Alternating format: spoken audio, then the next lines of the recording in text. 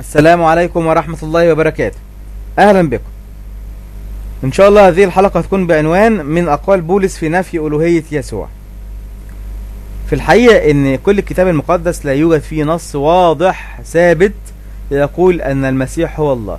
لو بحثنا من أول سفر التكوين حتى رؤيا يوحنا، من أول سفر لآخر سفر، لن نجد أبدا أي نص يقول أن المسيح هو الله. حتى بولس اللي في رسائله أغاليط كثيرة ومشاكل كثيرة جدا يثبت أن يسوع ليس هو الله. نجد هذا مذكور في فيليبي 2:5، يقول النص: فليكن فيكم هذا الفكر الذي في المسيح يسوع أيضا، الذي إذ كان في صورة الله لم يحسب خلسة أن يكون معادلا لله.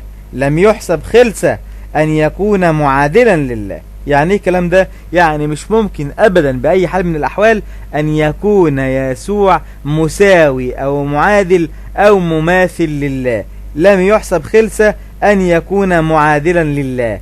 فكيف يقول النصارى أنه هو الله وبولس نفسه بيقول لم يحسب خلسة أن يكون معادلا أو مساويا لله؟ حتى أيضا هذا النص يثبت أنه لا يوجد شيء اسمه التثليث.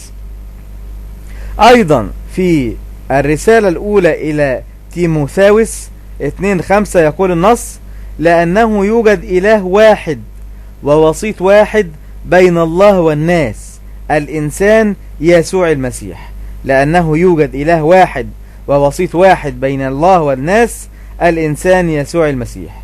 يعني ايه الكلام ده؟ يعني الله واحد في السماء، ويوجد بين الله والناس وسيط يعني رسول، وهو المسيح. بمعنى آخر أنه لا إله إلا الله، المسيح رسول الله.